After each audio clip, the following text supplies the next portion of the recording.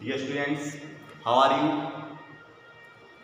Now, today we shall study social science, civics, chapter 5 judiciary. आज हम social science के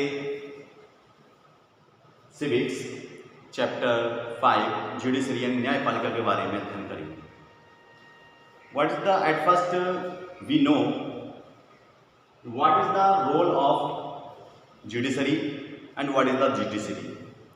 हम आज के वीडियो के माध्यम से जानेंगे कि जुडिशरी का न्यायपालिका का क्या रोल होता है, न्यायपालिका की भूमिका क्या होती है और न्यायपालिका क्या है. At first we talk about judiciary. We know that judiciary is the independent institute and in India, the judiciary work freely, and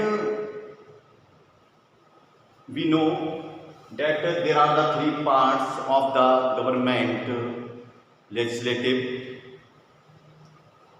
executive and judiciary. जैसे कि हम जानते हैं कि सरकार के तीन अंग हैं. एक लेजिस्लेटिव है, व्यवस्थापिका जिसको हम कहते हैं, एग्जीक्यूटिव जिसको हम कार्यपालिका कहते हैं, और न्यायपालिका जिसको हम जुडिशरी कहते हैं. एंड जब judiciary is a institute of the work of the judgement, what works and the functions and the powers of the judiciary and what is the role of the judiciary. Judiciary की क्या भूमिका होती है किसी भी लोकतांत्रिक देश में. In a democracy judiciary have a important role in a country. It give the decision about the some different parts of the crime, and according to the three sections the judiciary is depend and do the work on these points. At first we discuss the dispute resolutions. सबसे पहले हम इसको जानेंगे कि जो dispute resolutions है वो क्या है, यानी झगड़े का किस तरह से वो समाधान करती है. In this the dispute resolutions we know that state government and the union government, if any dispute between two governments, judiciary play a important role to solve their dispute. जो डिस्प्यूट रिजोल्यूशंस है, यदि किसी भी state या किसी जो राज्य हैं या जो यूनियन यानी केंद्र है, उनके बीच में किसी प्रकार का कोई झगड़ा चल रहा है, चाहे वो सीमाओं से संबंधित चल रहा हो, उनकी संपत्ति से संबंधित चल रहा हो, किसी प्रकार का कोई भी जो आपसी झगड़ा है उनके सीमा विवाद से संबंधित या अन्य किसी प्रकार से संबंधित, तो जुडिशरी जो है उसमें अपनी एक महत्वपूर्ण भूमिका निभाती है और उनके इस विवाद को सॉल्यूशन करने में, इस विवाद को निपटारा करने में अपनी एक महत्वपूर्ण भूमिका अदा करते हैं. Second, judicial review. Judicial review क्या है? न्यायिक समीक्षा इसमें कहते हैं हम उसको, कि जुडिशियल जो रिव्यू है, देखिए किसी भी स्टेट के लिए और किसी प्रकार का कोई भी जो जजमेंट न्यायालय के द्वारा किया जाता है, हर किसी को न्याय प्राप्त करने का अधिकार है और वह अपने न्याय के लिए अप्लाई जो है जुडिशरी में यानी न्यायालय में आके करता है. जो भी कोर्ट्स वगैरह हैं, कोर्ट हैं स्टेट में या सेंटर पे, उसमें वो अपनी अप्लाई करेगा, चाहे वो हाई कोर्ट हो या सुप्रीम कोर्ट हो. Next, upholding law and enforcing fundamental rights. As we know that the judiciary protect the environmental fundamental rights and upholding the laws. जो जुडिशरी है वह कानूनों को समीक्षा करती है और उसको ऐसा लगता है कि कोई कानून जो है अगर सही नहीं है या देश के विरुद्ध है या जनता के विरुद्ध कानून बनाया गया है तो उस पर वो कानून पर रोक भी लगा सकती है, उस कानून को वो चाहे तो रद्द भी कर सकती है। फंडामेंटल राइट्स जो हैं, if any persons feel that their fundamental rights are violation the other, see so they take the protections in court as we think that Article 21, the life protection of the life, and there are the 6 fundamental rights also given by the Constitution. Fundamental right हमें 6 constitution के द्वारा, संविधान के द्वारा हमें दिए गए हैं।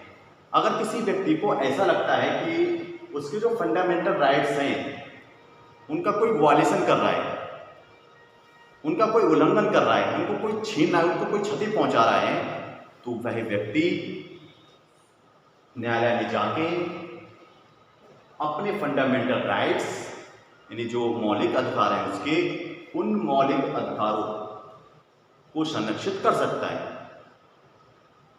आर्टिकल 21 में व्यक्ति के जीवन जीने की स्वतंत्रता प्रदान की गई है, तो हर व्यक्ति को ये अधिकार है कि वह अपना जीवन अपने स्टाइल से जी सकता है, और यदि उसे ऐसा लगता है कि वह अपने जीवन पर उसे कुछ खतरा है या उसका जो जीवन है वो खतरे में है या कोई उस पर अटैक करने वाला है, तो सेल्फ डिफेंस में वो अपना बचाव कर सकता है।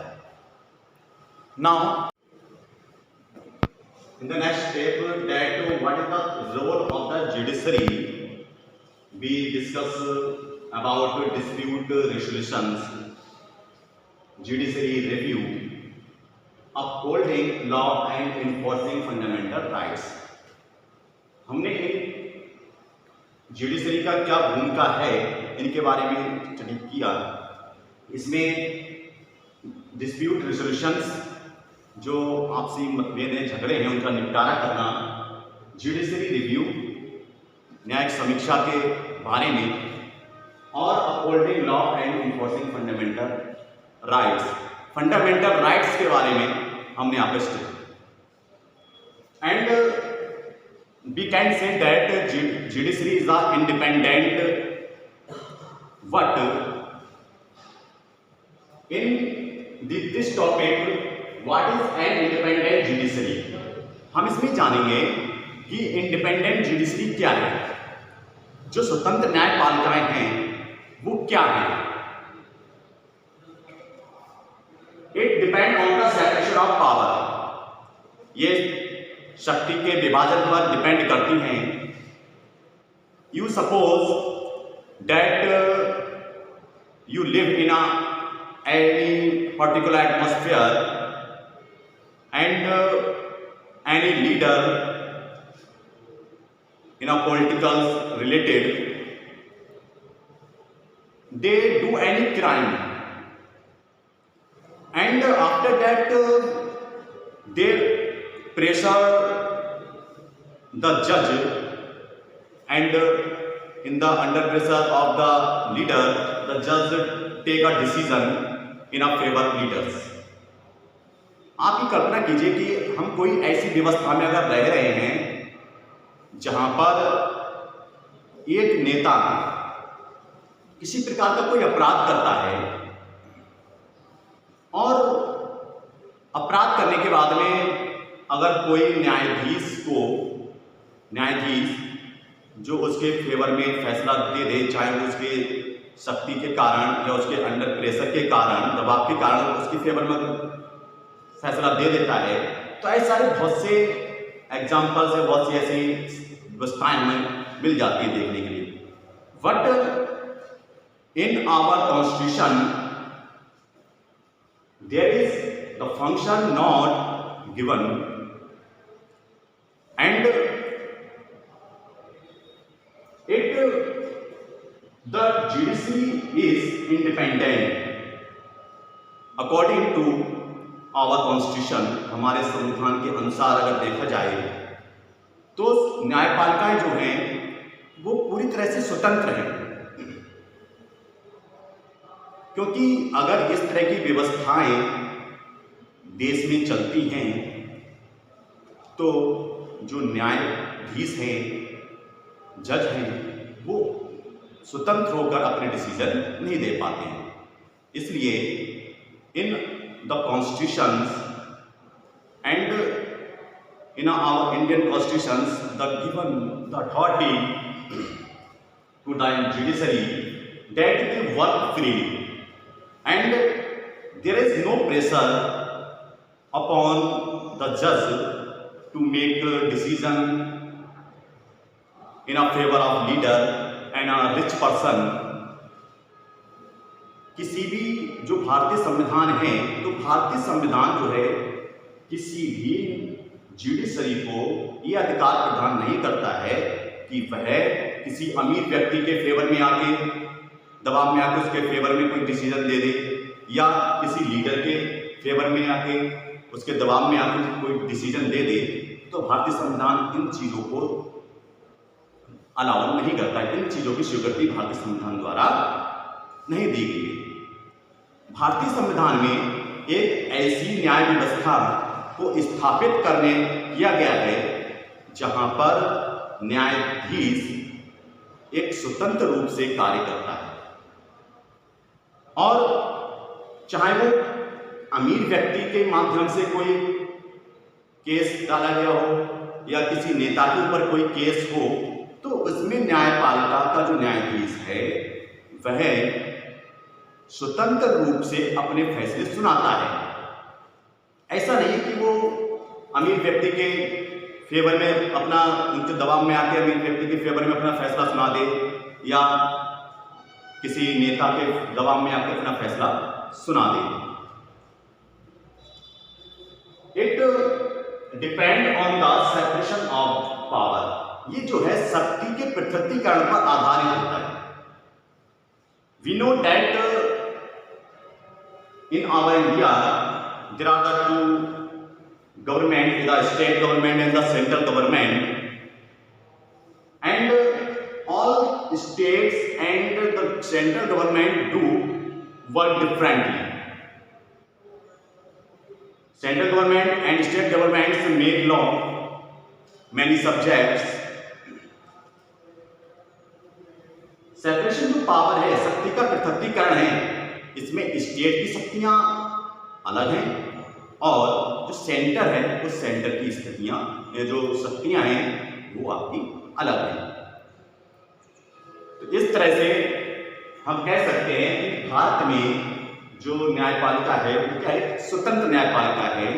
यहाँ पर किसी प्रकार का किसी भी नेता के द्वारा, किसी अमीर व्यक्ति के द्वारा कोई भी हस्तक्षेप न्याय प्रक्रिया में नहीं किया जाता है।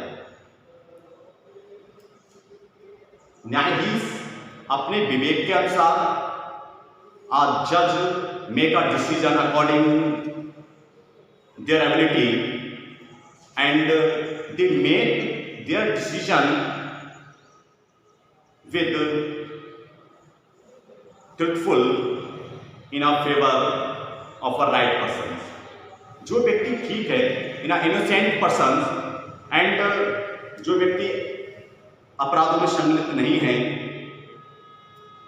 सबूतों के आधार पर जो जुडिशरी है, न्यायाधीश हैं, वो अपने डिसीजन को सुनाते हैं। तो इस तरह से हम कह सकते हैं कि भारत में जो न्यायपालिका है वो कैसी है, कि स्वतंत्र न्यायपालिका है। ये स्वतंत्र न्यायपालिका क्या है, ये स्वतंत्र न्यायपालिकाएं जो बिना किसी दबाव के अपना डिसीजन देती हैं। नाउ वी डिस्कस कि what is the structure of courts in India, कि भारत में अदालतों की संरचना कैसी है, इसके बारे में डिस्कस करें कि जो भारत है तो भारत में किस तरह के कोर्ट हैं, किस स्तर पर कोर्ट हैं। तो as we know and all the persons, mostly persons belong in our cities and village, बहुत से लोग जो है कुछ गांव से बिलोंग करते हैं, कुछ शहरों से भी बिलोंग करते हैं। एंड वी नो, जैसा कि हम जानते हैं, that there are the 3 levels of the courts. First in a district level, second the state level in high court, and third supreme court is the supreme and सर्वोच्च न्यायालय। जैसे कि हम जानते हैं न्याय प्रतिज्ञा है, तो न्याय प्रतिज्ञा को पाने के लिए हमें न्याय प्राप्त करने के लिए न्यायालय में जाना पड़ता है। तो न्यायालय जो है वो एक डिस्ट्रिक्ट लेवल पे, जो डिस्ट्रिक्ट लेवल पे न्यायालय है, जहां पर ये तहसील लेवल पे भी हो सकते हैं और होते हैं, और आपके डिस्ट्रिक्ट लेवल पर भी होते हैं, जहां पर एक न्यायाधीश होता है और वो बहुत सारे ऐसे मामलों को निपटारा करते हैं। In a district level there are a judge appointed and they make the lot of the decision and solutions of the cases. It is in a tehsil level and the district level, ये तहसील level पर भी और जिला स्तर पर भी ये न्यायालय होते हैं। सेकेंड है स्टेट लेवल ना हाई कोर्ट, इसको हम हाई कोर्ट कहते हैं। तो स्टेट लेवल पर एक हाई कोर्ट होता है और वह हाई कोर्ट अपने डिसीजन को, जो भी लोग हैं, यदि कोई अप्लाई कर रहा है किसी केस के बारे में, चाहे वो प्रोटेक्शन के बारे में अप्लाई कर रहा है, तो वो अपने हाई कोर्ट में जाकर अप्लाई कर सकता है और वहां पर भी जो न्यायाधीश हैं वो आपके फैसलों को सुनाते हैं। This is the Supreme Court. Supreme Court is the supreme power, and in India only one Supreme Court. पूरे भारत में केवल एक ही सुप्रीम कोर्ट है। It situated in new Delhi, और ये न्यू दिल्ली में स्थित है। High courts it situated in a different states, in a different places. ये जो हाई कोर्ट्स हैं वो राज्य स्तर पर विभिन्न स्थानों पर होते हैं, लेकिन जो सुप्रीम कोर्ट है वो सुप्रीम कोर्ट पूरे भारत के लिए एक होता है। If any person feel that in a supreme court there are no solutions and his cases and he defeated in a case in Supreme Court, now then they make a decision that